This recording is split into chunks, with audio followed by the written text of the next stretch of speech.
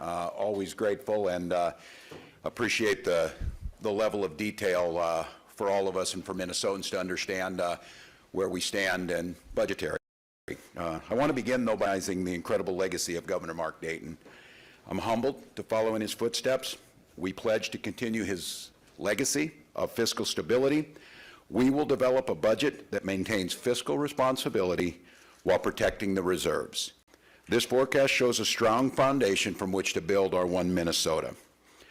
Earlier this week, Lieutenant Governor-elect Flanagan and myself finished a pretty extensive listening tour of all of Minnesota, ranging from North Minneapolis to Laverne to Halleck to Winona, St. Cloud, and everywhere in between. And it was absolutely clear in those listening sessions, Minnesotans are hungry for government that puts people before politics and invests in a future that gives every child an opportunity. I heard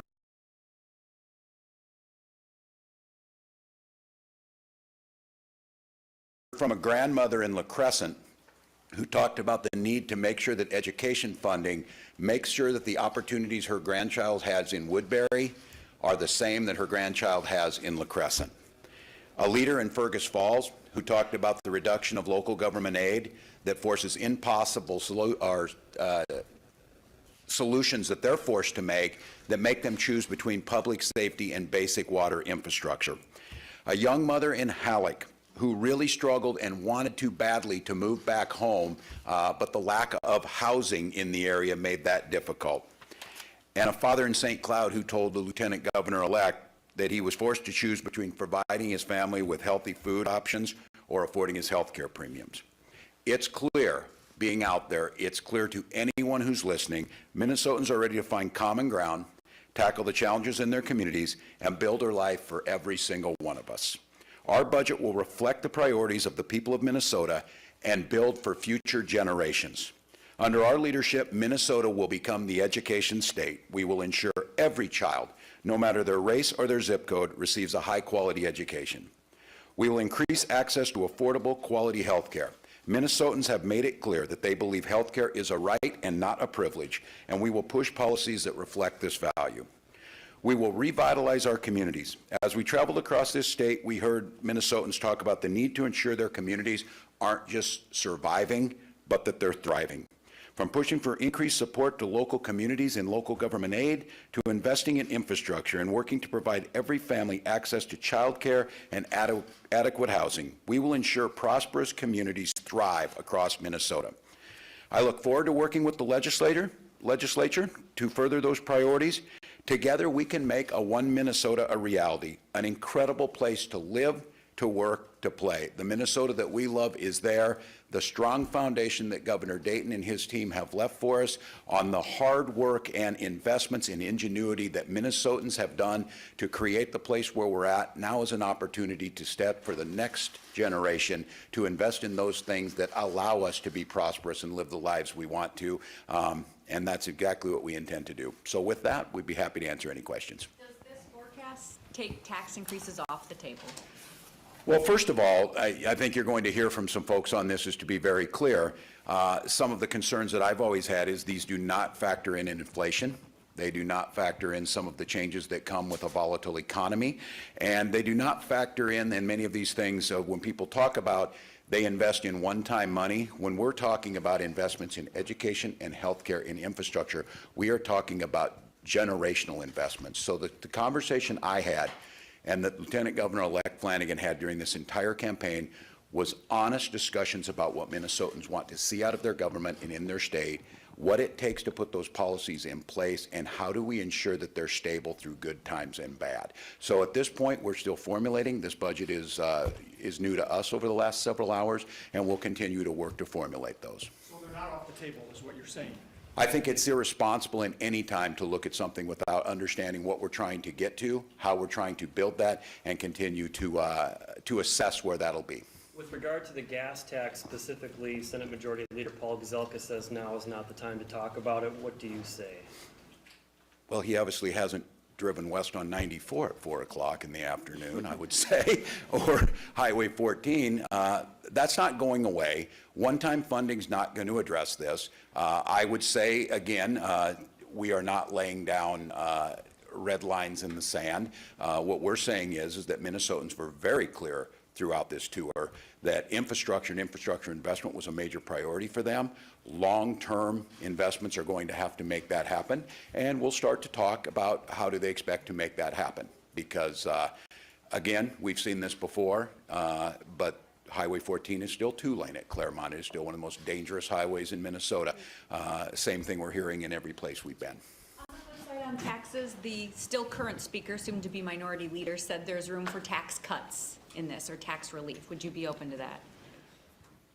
Well, what I would say on this is if we've followed those policies before, and that gave, when Governor Dayton came in with a $6.2 billion deficit, we saw structural imbalances that threatened our schools and threatened the prosperity of the future. At this point in time, we will continue to move in a direction that brings long-term stability, that balances budgets, that keeps the reserve strong, and addresses those shortcomings that we have. So we have not, again, had the ability to craft a budget that looks into those. So we're I think when your talking point is the same, when has there ever not been a time where former speaker hasn't said that? I'm sure that's pretty common.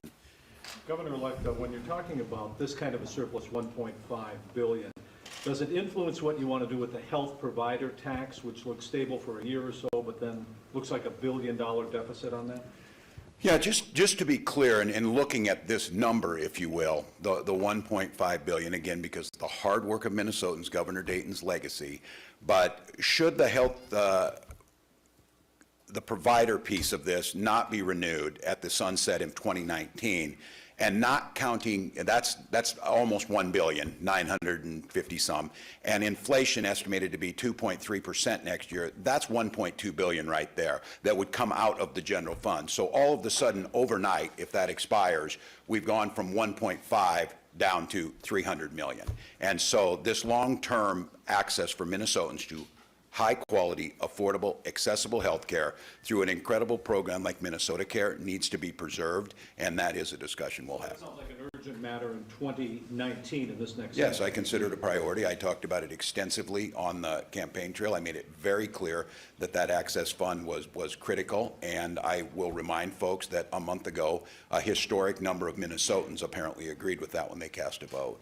Governor, on unmet needs and infrastructure, the commissioner just said state has debt capacity of $3 billion, and we are not looking at a normal budget year, or a bonding year, excuse me. But what would you like to do with that debt capacity? Yeah, well, just because we have that debt capacity doesn't certainly mean we spend at that level, but it does mean, I think, and I think we're open to talking about bonding this year. But again, I'll come back to those guiding principles that I opened with is fiscal stability and the protection of the surplus, the rainy day fund is critical. But I think that is certainly a point to look at.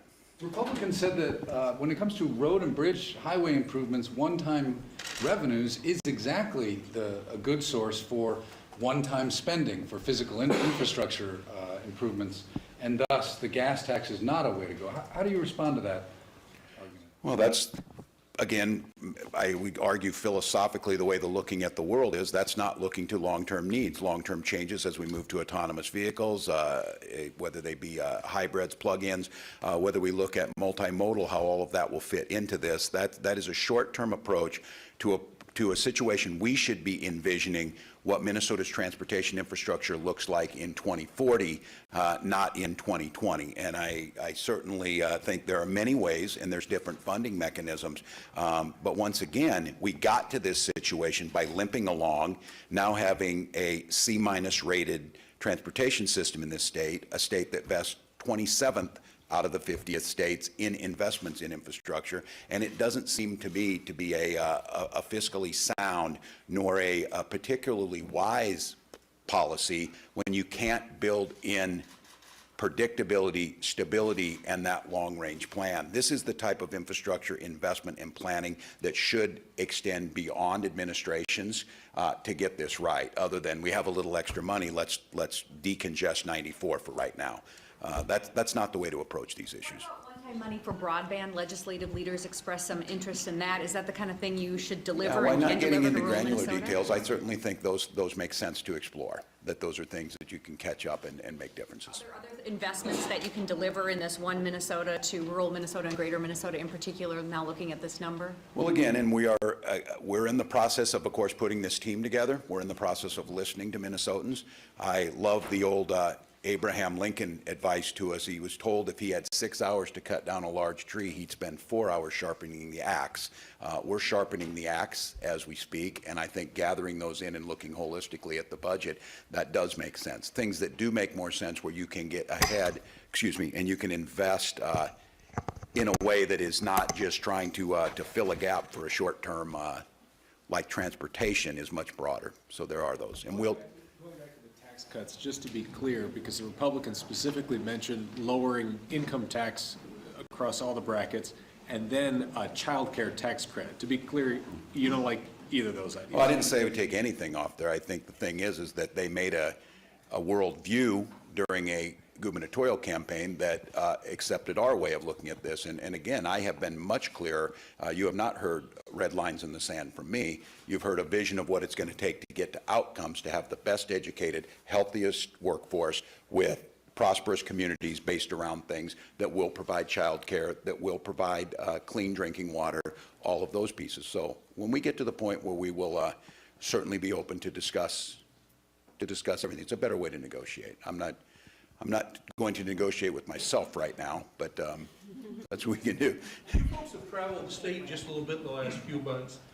Tell us where you've seen problems in the economy and what you might be able to do as state government to help them. Yeah, and there's certain things. It's a good question in that certainly as a southern Minnesotan where agriculture dominates, there's great uncertainty from commodity prices to tariffs, trade policy, unfinished farm bill. I think there's a softening there and a concern. But I think it's greater, and the Lieutenant Governor-elect maybe will have a point on this, that especially in greater Minnesota, the fragileness of lack of, for example, daycare providers really puts a strain on the economy from people, just not those already living there and struggling to try and provide this, but folks who think about moving there to live that quality of life, they're being hampered from it. So I do think that. And then I'll go ahead and continue to reiterate this, that a strong, robust, healthy transportation system not only moves people safely, it is a catalyst to moving goods and ideas. And then back to the question on broadband, that we have expansion of businesses. In Halleck, for example, at the distillery, it's a spot where people go. It's people like to get Far North Spirits. They want to get up there. But 99.9% of their product is sold elsewhere. And they made a really interesting point on that, is that they're very concerned about transportation infrastructure in the Twin Cities where their clients live and want them to be able to move. So I think it's just that connectedness. It's the sense of making sure those foundational pieces for a strong economy are there. And then it even goes deeper than that when this issue that the grandmother in La Crescent brought up is, if we're creating an education system of the haves and have-nots where we've predicated it on property tax, and areas that don't have that property tax base as high as others is creating a worker shortage and a skilled workforce. And again, that workforce issue and having enough bodies that are able to do the jobs is starting to have a pull on the economy, as I'm sure you heard the commissioner mention. Governor-elect, is it time to add inflation formally back into the forecast, especially now that it's projected to be ticking up? Well, I've said all along, I've made it no secret, that yes, I think it's important. I think it's part of honest, fair budgeting. I think it gives us a much better picture, because I hope all of you, and I think Commissioner Franz did a really nice job of explaining this. If you just report this as the 1.5 billion without taking into account 2.3% inflation that's projected out to the 2023 biennium, you're going to miss what that's happened. And I can tell you the effect of this, that it happened in education funding, is in the St. Paul district, just the erosion of keeping pace with inflation, even if you're putting new money in, eroded a little over $600 per pupil in funding, which is catastrophic in terms of programming and everything else. That coupled in a rural community with a low tax base is what equates into rising property taxes. So I will want to have this discussion. Certainly, I think it's one that you can't get a true picture of what your investments or your future looks like without having those inflationary measures in there. So I want to thank you all, look forward to it, and really pleased to say this is being turned over to Speaker Designee Hortman, so thank you. Thank you. Yeah. Well, we are a big team here, so. It's definitely a positive budget forecast going into the next 2 years, but there are significant cautionary notes. And I think for folks in the media, as a lawyer, I'm empathetic that we're not necessarily any of us known for our math skills, so I did the math for everybody. But with a 1.544 positive balance, but 1.162 billion in inflation that's not taken into account in this forecast, we have a real surplus of 382 million, and not all of that ongoing. So just looking forward, we also have to take into account there's some significant trade uncertainty with the president's trade war with China and how that could in fact affect Minnesotans in our soybean markets and in our pork markets in particular. In the out biennium, this forecast has a deficit of $2.41 billion. So it's not a forecast that allows us to go into session and talk about a lot of new spending and tax cuts. That would not be fiscally responsible. We all also know, because we've listened to Myron Franz for a long time, that we are closer to our next recession than we are far from the last one. And we have to be cautious as policymakers to ensure that we leave the state in good fiscal order, not only through this next biennium, but as we head to potentially tougher waters in the future. So I would say it's a positive budget forecast, but there's two important cautionary notes, and those are number one, inflation, and number two, uncertainty going forward.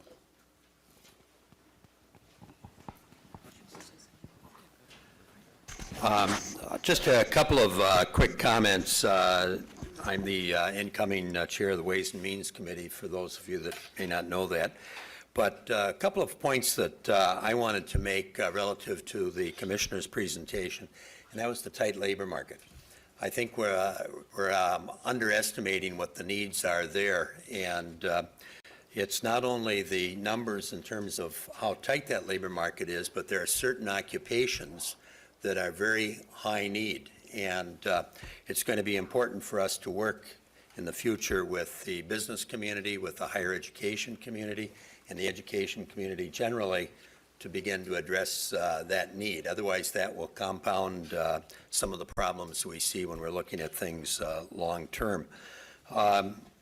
The cautionary note that was just mentioned, those projections do show that there's going to be a slowing of the economy. And I think it's important that we look at things long-term, as the governor pointed out. And one other comment, and then I'll turn it over to others. I do drive 94 and 394 every day. And so transportation has to be a major issue in the upcoming legislative session. Good afternoon. My name is Ryan Winkler. I'm the incoming Majority Leader in the House. The presentation from MMB also highlighted the fact that lower health care expenditures were a big factor in the budget surplus that's projected. And health care, as we've all seen from the campaign trail, and the governor-elect talked about this, health care is driving so much insecurity in family budgets, and it creates a lot of volatility and a lot of long-term instability in the state budget as well. So one of the top priorities for the legislature and the governor have to be dealing with rising health care costs, which are eating away at family economic security. And while we start with a healthy state budget at this point in time, in the long run, health care is going to be a major driver, challenging our ability to invest in education and transportation and everything else. And so addressing that early and aggressively will be an important part of the next session's priorities.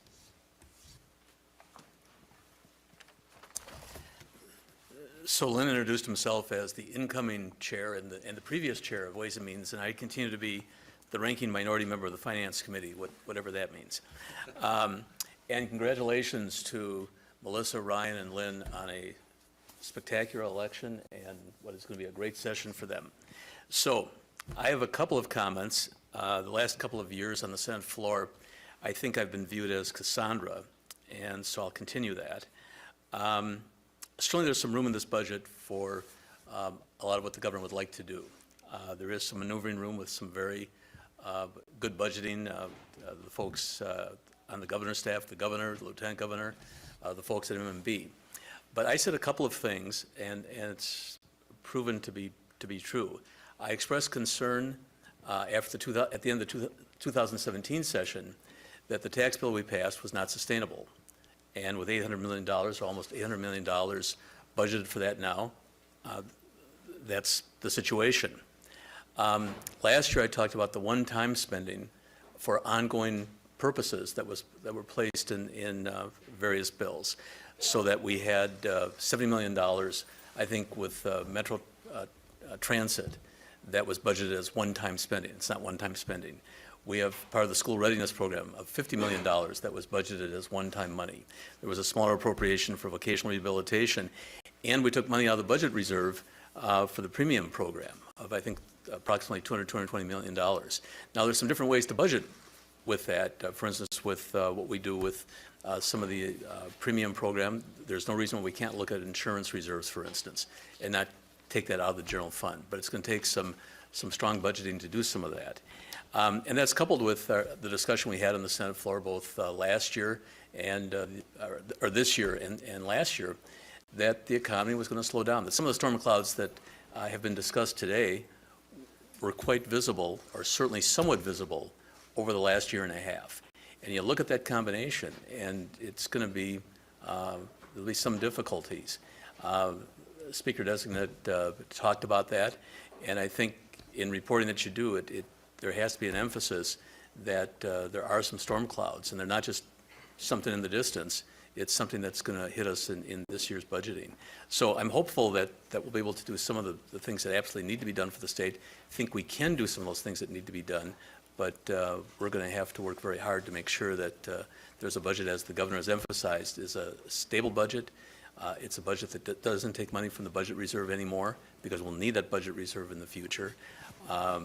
And would also mention, of course, as I think Representative Winkler has mentioned, as Representative Hortman has mentioned, that we have the problem, as the governor emphasized, the Healthcare Access Fund. We have to do something about that sunset and get rid of it, because otherwise healthcare funding is going to fall off the cliff in the very near future. So on those optimistic notes.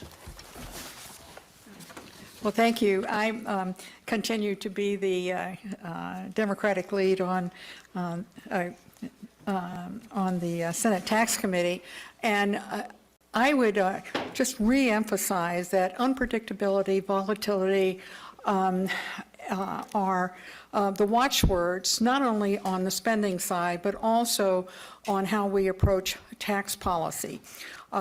We've heard a lot about tax conformity.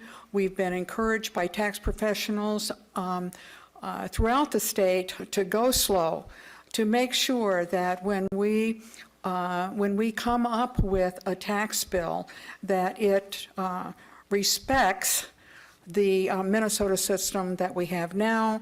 That's what's in this forecast.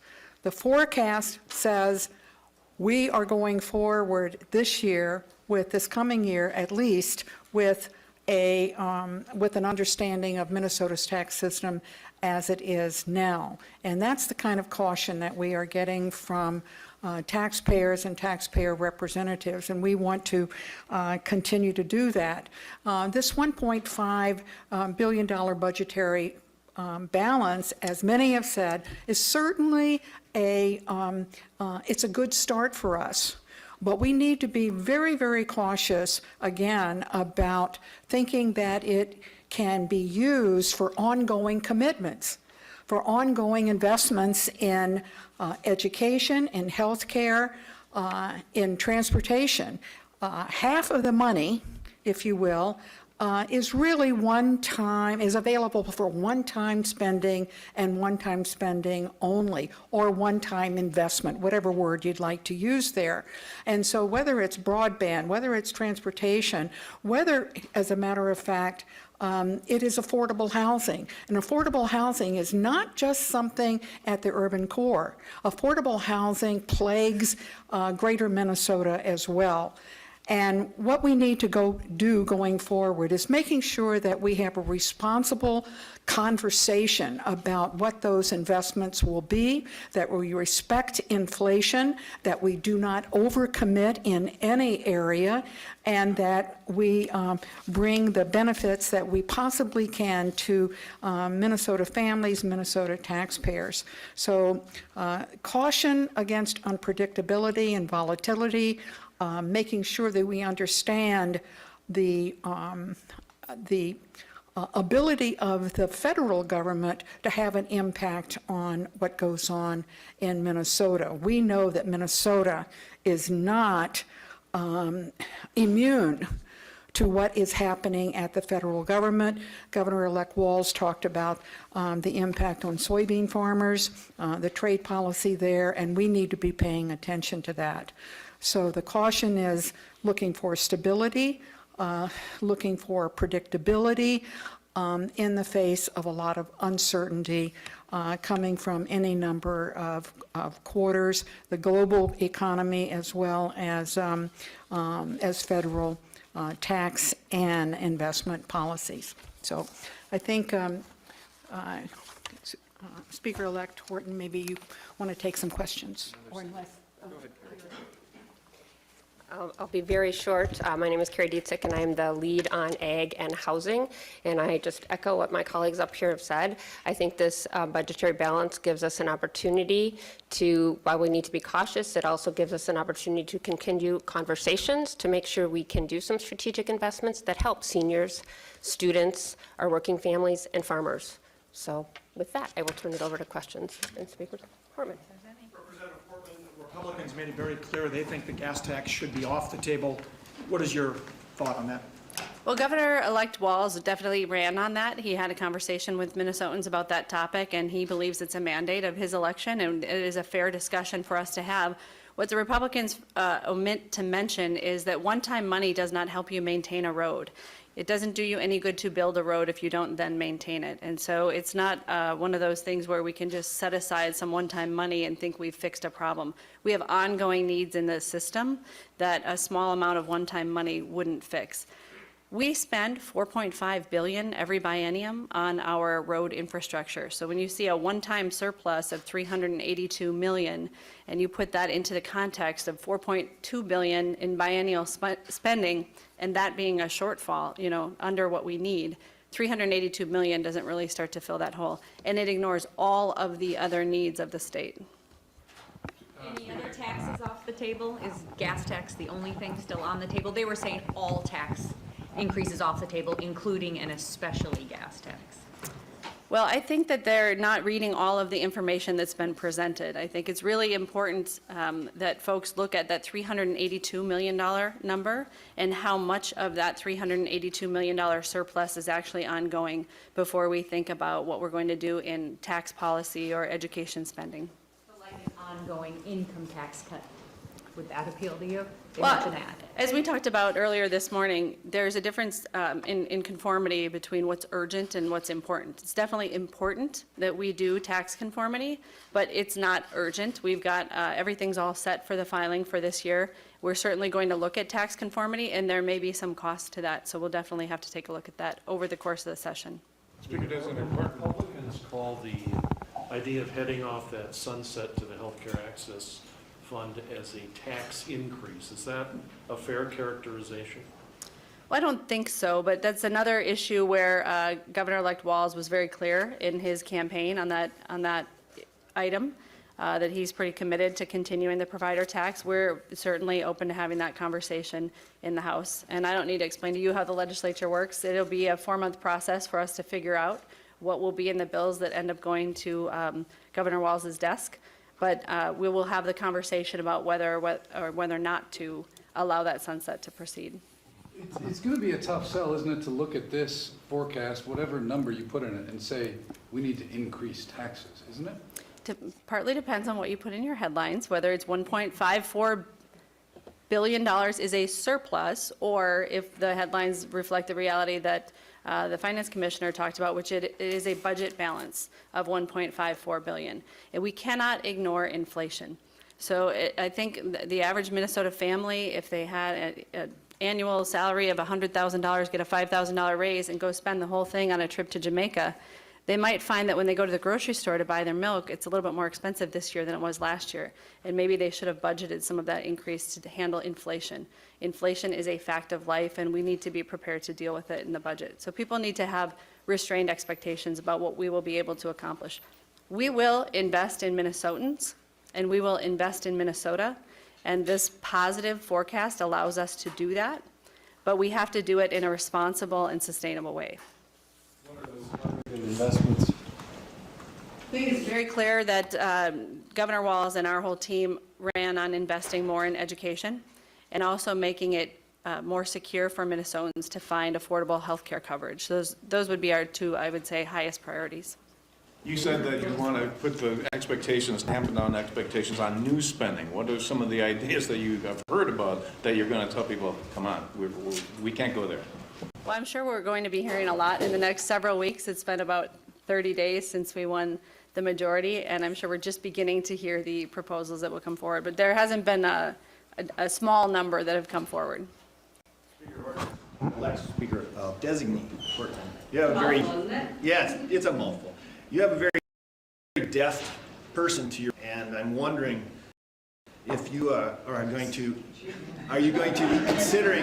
be considering trying to apply pressure to senators that are in districts that you picked up seats in your budgeting recommendations? You know, I don't think we need to think about it that way. I would just really ask everyone to think about how we govern in a way that's different than how we've talked about governing in the last 4 years. Over the last 4 years, we've talked about governing as though it's a game, and the objective is that one team scores points on the other team. I've had really good conversations with Senator Gazelka that we take off our red jerseys and our blue jerseys, and we're here together as Team Minnesota to govern together. And so I don't think of it in the way that your question structures it. How do you budget and legislate some of those dark clouds on the horizon as far as the economy? Cautiously. I think we're really fortunate that Governor Dayton takes the stability of the state so seriously. It's not a really sexy political issue. People don't generally reward for being a good steward of the state's finances, especially on your way out the door. But I think we all owe him an incredible debt of gratitude. And speaking of him, I'm waiting to start his press availability until we're done. So.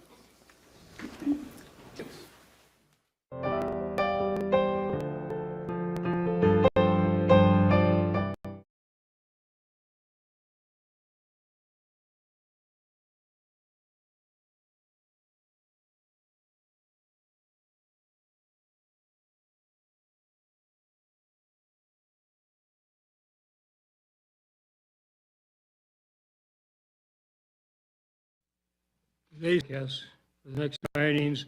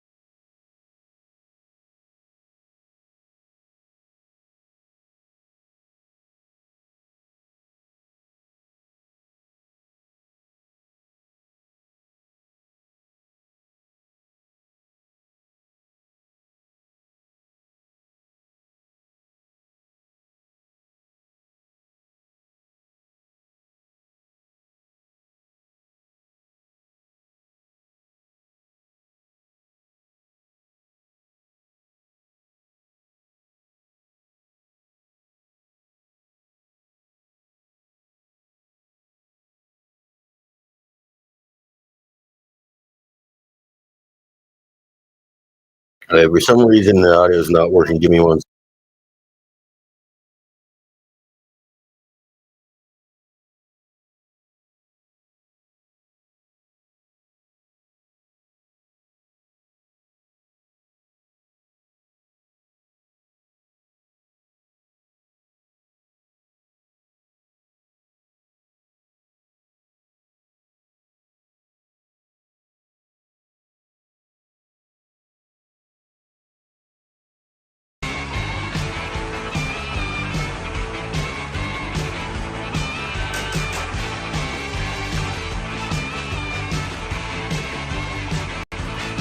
Chance now to ask a question of Greg Michelson.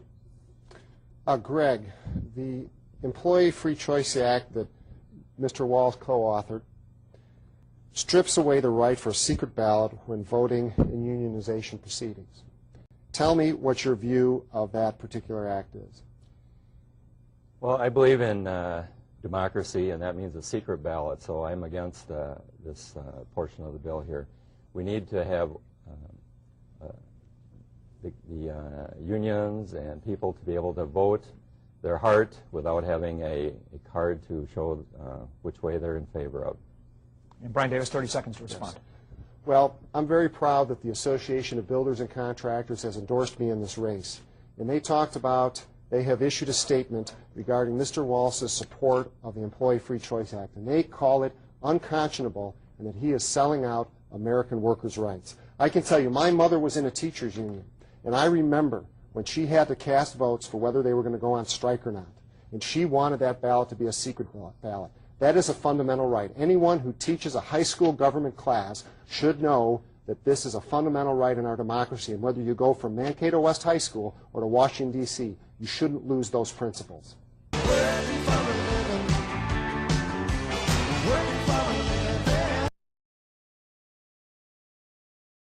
Elections over the Good afternoon, everyone, and thank you for joining us. Thank you, Commissioner France, Budget Director Rayton, State Economist Kalamakidis. We appreciate your insight and the work that your team put together. Given the revenue the last 3 months and projections given earlier this week by Federal Reserve Chairman Powell, it's not surprising there was a change in the budget forecast from when we stood with you in November. This forecast validates the approach that we proposed in our budget last Tuesday. We must make investments that continue economic growth, and my investments in education, jobs, and transportation will do just that. Now, I know when I finish, whether it's here or somewhere else, our Republican friends will come and take this place, and I'll just save you all time and tell you what they're going to tell you. Cut taxes and cut spending on education and those things that actually grow the economy.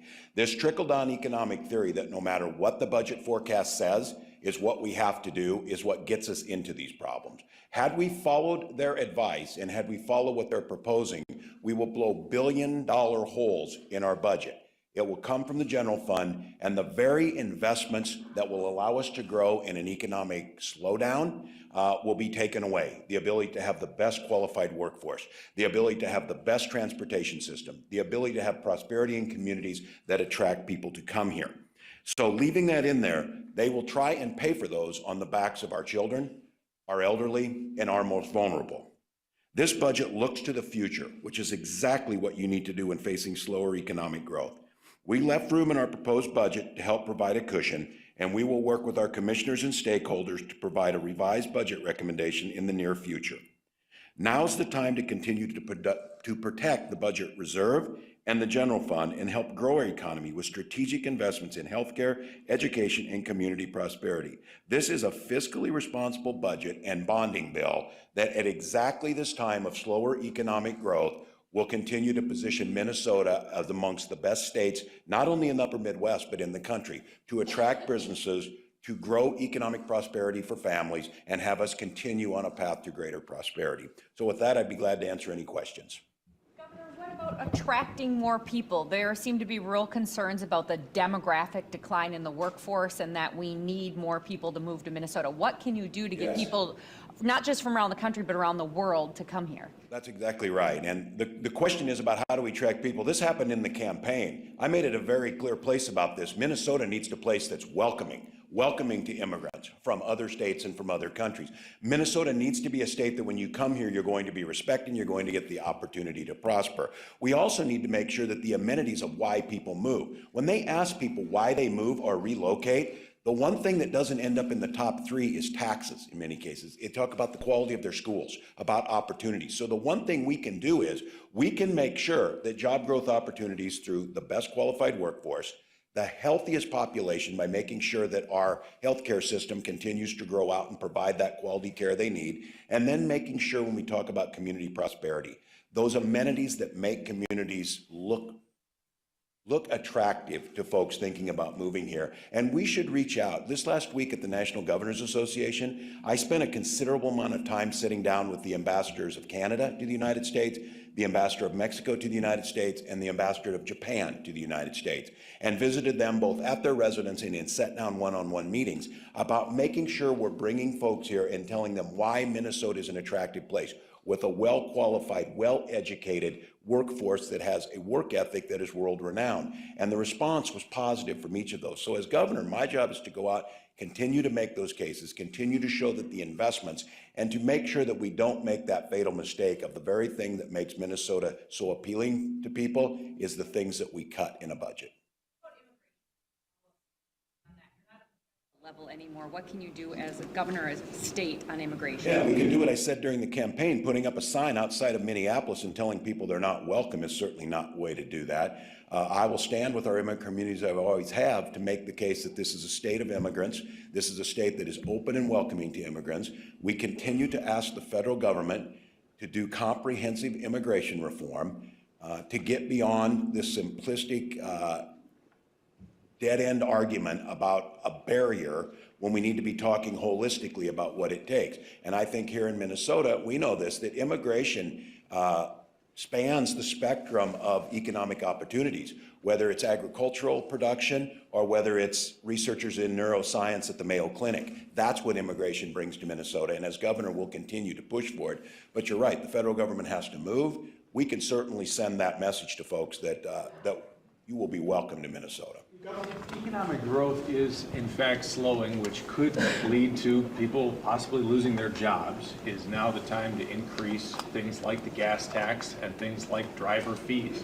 Yeah, the question is the one that comes up. This is the conundrum about what people happen. The very things that grow our economy, and most would agree, at a national recession, and this is not a recession, it's a slowdown, but getting ahead of it in job creation, one of the best firewalls against a downturn is investments in infrastructure. It has played out time and time and time again. Now is exactly the time that we should invest. Those are jobs in our communities. Those are disposable incomes in our communities. Those are the things that increase growth. Because again, we need to have this honest conversation. To do nothing in this state about transportation costs over $1,000 a year to people. Now I heard somebody make the argument to me the other day. They figured up the gas mileage on their F-150, and they told me what it was going to cost extra.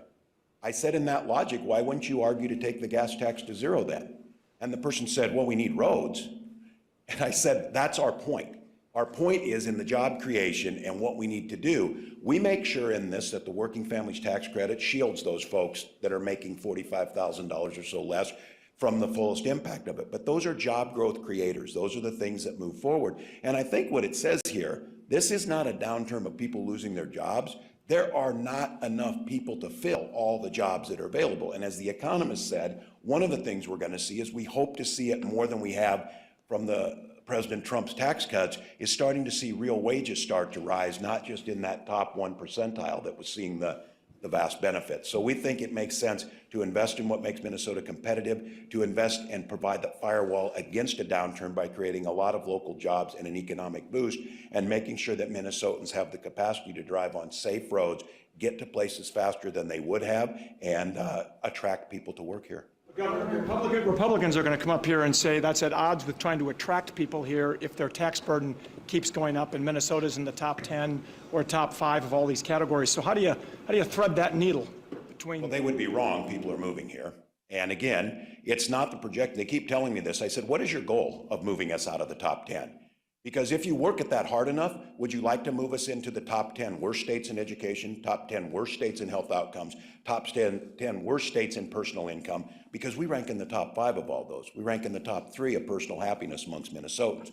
So the goal isn't at the end state of this. I'm very cognizant of working families, making sure that folks are able to keep as much of their income as they can. But for a working family, the ability to have a quality school, the ability to have amenities in our community, because again, I guess it doesn't make much difference if you can build a swimming pool in your backyard, but when I watch communities in greater Minnesota, one of the things they have to do is close their community pools in the summer because they don't have enough in that. We're going to continue to make the case. Again, this is no surprise. This is trickle-down economic theory. There is one tool in the Republican toolbox: cut taxes. Cut taxes, cut taxes. At this case in time, we are cutting taxes for working Americans, for the working Minnesotans that are in the middle, but we're making strategic investments that grow the economy. I am not going to turn away from this because I want to be clear.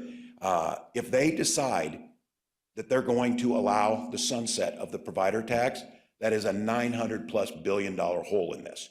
And their only place to go for that is our children, our elderly, our veterans, the things that come out of the general fund. If they are not willing to have what we've always done in this state, separate financing for transportation opposed to the general fund, we will eventually bleed that off. And if they are not willing to look at the next 20 to 30 years, Minnesota will go from 5.5 million people to 6.4 million people over the next 30 years. That's going to be more congestion. That's going to be more people in schools. It's going to give us more opportunities for job growth. But if we're not building the infrastructure necessary, we won't get there. So I don't believe they have any proof historically to show that that works. I don't believe that they have any indication that Minnesota has driven people away. And I don't think there's been any indication that Minnesotans' personal finances and personal happiness haven't continued to grow as we've made those investments.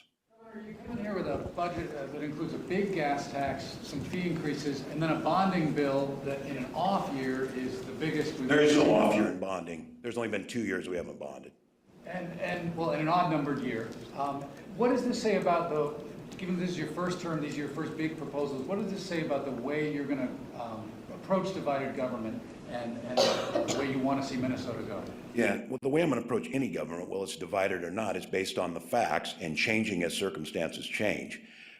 We propose a budget that makes sense, that grows Minnesota's economy, that keeps us in a balanced budget and a stable financial situation, keeps our AAA bond rating. Again, this is the one that always kind of, I have a hard time wrapping my mind around. At a time of the lowest interest rates and the need that is acknowledged by all, it makes sense to bond at a time when we can get the best rates to start relieving that. So we have a $600 million corrections backlog in physical plant.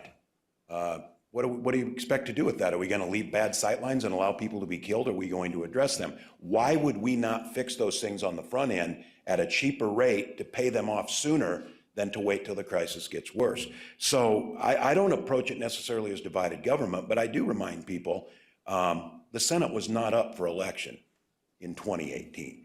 And the people spoke pretty strongly about the Minnesota House. They spoke pretty strongly about this governor's office. And I was very clear about what I believed would grow Minnesota's economy and what Minnesotans believed it would. And I promised to propose for them a fiscally sound budget that invested in a quality of life second to none that made sense for Minnesota's future. And that's what I think we've proposed. I mean, not me specifically, but with the labor shortage, I think economists have been expecting wage growth to be increasing, and we're still not seeing it in any levels. Well, and 85% of the tax cuts went to stock buybacks, and the vast majority went to corporations. When Amazon pays 0%, now they want to come to Minnesota and find in my tax conformity bill that they should get another tax cut, I guess, so they can pay less than zero, and we'll pay them just to exist. That's what happened. This is trickle-down economic theory in its classic state. None of that, and a large proportion of it, did not raise wages. And it's going to become more difficult. It's why you start to see here in Minnesota, large employers embraced $15 minimum wage. Large employers embraced paid family leave because they know it's much cheaper in the long run to attract and retain a quality worker than it is to just churn through them. So I hope that question, Peter, gets asked when the Republicans take this spot. Why aren't Minnesotans getting a raise? And as the state economist said, we're going to have to count on those raises to come in because there's not enough people to fill the jobs. So there's not going to be a broadening of the tax base by more people getting hired. It's going to have to come from rising wages. Pull back any of your initiatives you laid out last week, or trim them down to? No, my pledge is to go back through line by line with our commissioners and with our stakeholders. It would be irresponsible not to, in light of the new forecast. I think my team right now, as I asked them as of this morning when we saw these numbers as you did, to go ahead and start looking where that needs to happen. And again, that's just responsible budgeting. Are there any places where you know you'll go? I can't say at this time. After the last 2 days, I feel like investing more in the cure for a common cold, but pardon me. No, we're still looking. I think it's pretty obvious for folks where you see where we spend money on healthcare and education and things. We're going to have to look and make hard choices. I'm willing to make those hard choices. What I'm not willing to do is take an ideological approach to every single economic situation and say tax cuts for the wealthiest and corporations will grow Minnesota. We simply aren't going to do that. Will you mostly stay the course with your budget and bonding, maybe just with some tweaks? Is this not having a major impact on either of those proposals? Yeah, because, well, the one thing is, and again, I'll get into more details, Tom, when we get into it, we purposely left a lot on the bottom line in anticipation of where this would go. Part of that was knowing that it's hard when you have to revise. We've got a lot of stakeholders, whether they be elderly Minnesotans, whether they be our littlest Minnesotans looking for childcare, those types of things. Once you put those proposals out there and then you have to start coming back, I'm certainly understand that that's what we're going to have to go look at. We'll look through line by line, just like we did when we wrote this budget.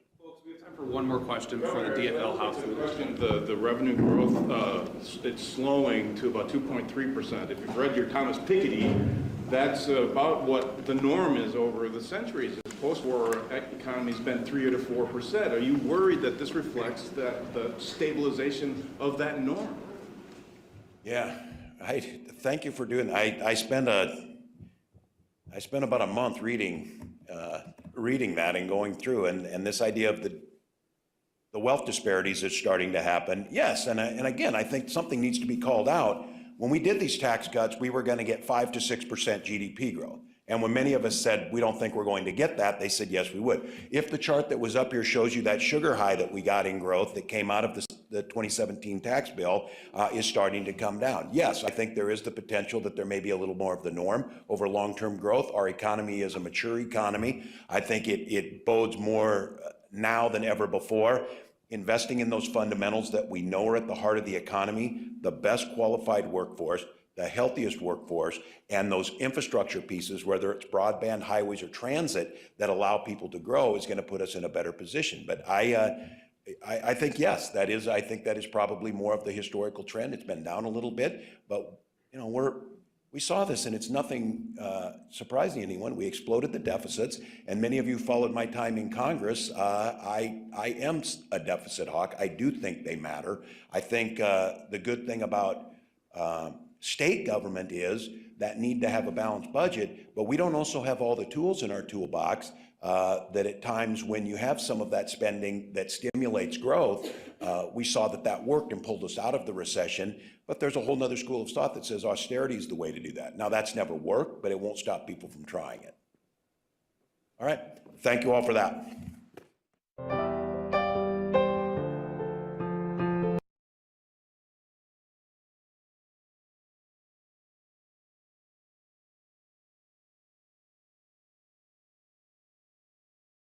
Well, Minnesota's Governor-elect Tim Walz and his Lieutenant Governor-elect Peggy Flanagan are already starting the process of taking over. John Croman joins us live from the Capitol to give us a look at the process. John?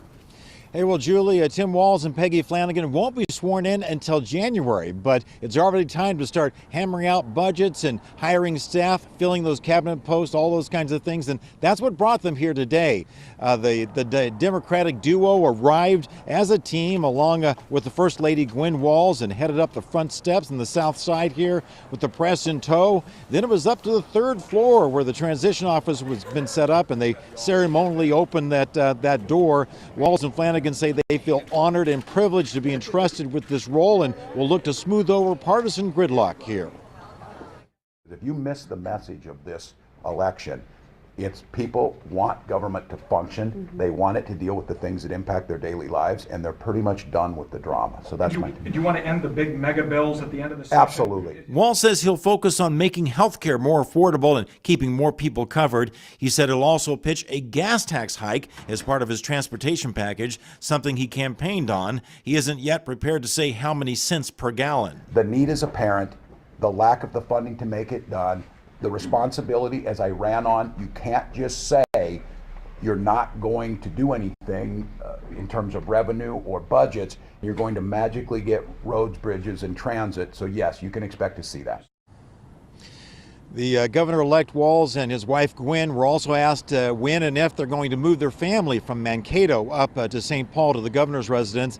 They say that'll probably wait till the end of school year because both of their kids, Hope and Gus, are still in school, and Gwen's a public school teacher. Although Gus, the 12-year-old, knows that Governor Dayton has dogs, and he thinks getting a dog is kind of part of the deal. So that's kind of the selling point to get Gus to come up here and move into the residence on Summit Avenue. Behind me right now here at the Capitol, you've got some of the protesters who've shown up for the MoveOn.org protest against the firing of Jeff Sessions. We'll keep you posted and let you know if that grows into anything bigger. Back to you. All right, well, as far as political bribes go, a dog for your 12-year-old to move to a different city, I think we're okay with that one. Thanks, John. Yeah. Insurance or not,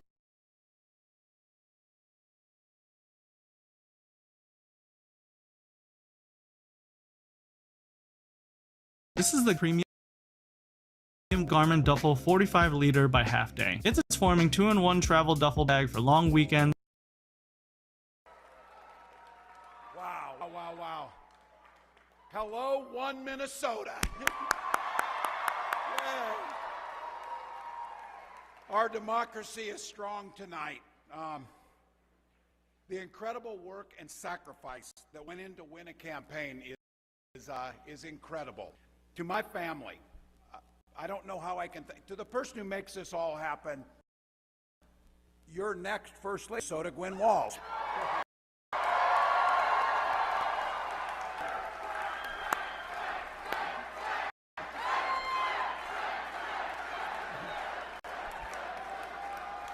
My two great kids, Hope and Gus, I love you dearly.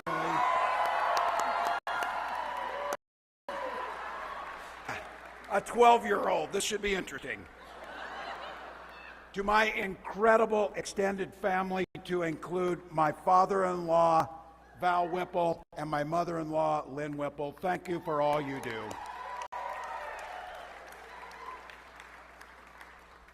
To the amazing campaign staff, there will be a time to thank them all, but I have never seen a more dedicated group of people. Carrie Lucking and the rest, thank you.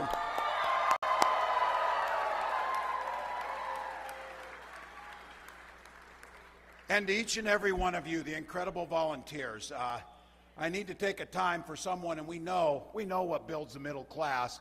This great city, this great state, and this great nation was built, and it was built by labor. To my sisters and brothers in labor, thank you.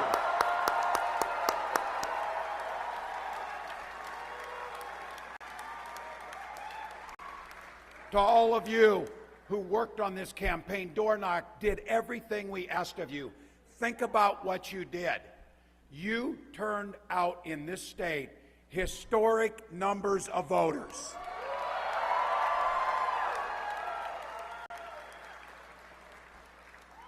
To our DFL party chairman, Ken Martin, and his staff, thank you, thank you, thank you. See, Ken, it's not a thankless job, so.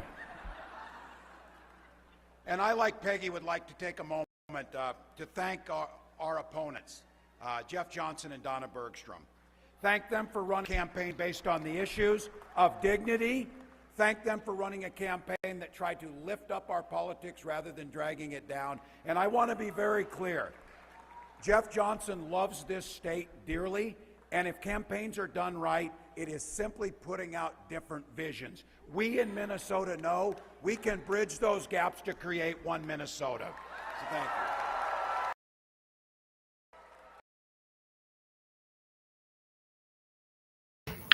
Well, thanks for watching. You guys have a good day. I will get back to clipping up the stuff. I have more stuff coming up from Peggy, Keith, and more about how they made the barriers for fraud lower and how they laundered the money and they knew about it, and also the voter fraud. Yay.